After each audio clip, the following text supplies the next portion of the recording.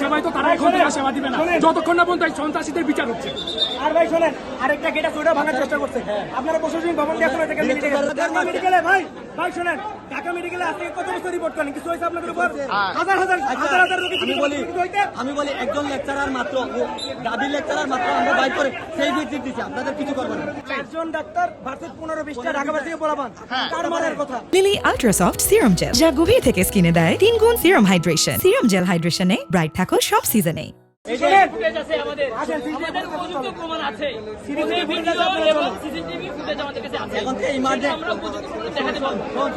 এখন ইমার্জেন্সি বন্ধ থাকবে। এই যে ডাবির যে সন্ত্রাসীরা আমাদের তো আক্রমণ করছে, তাদের ছাত্রত্ব বাতিল হবে, বিচার না হওয়া পর্যন্ত এমার্জেন্সি সহ সব চিকিৎসা বন্ধ।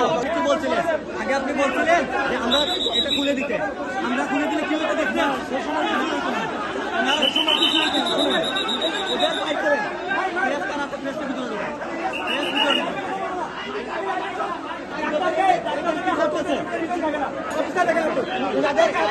ওনাদের একজন লেকচারের সামনে এরা গেট ভাঙতে চাইছিল।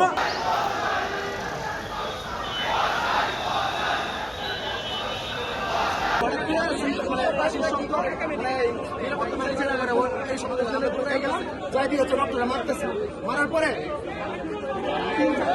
হচ্ছে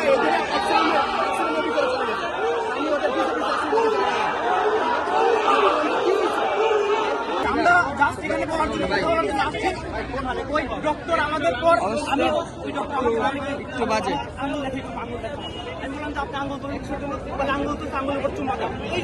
উনি কি একটা ডক্টরের মধ্যে পড়ে? ওনার কোন প্রফেশনাল নাই, ওনার একদমই নাই। আর আসার পরে ওনার হাতে একটা স্কেল ছিল, ওই স্কেলটা নিয়ে আমার পেশেন্টটা ছিল অনেক শক্ত, রডের থেকে কম না কিন্তু দেখেন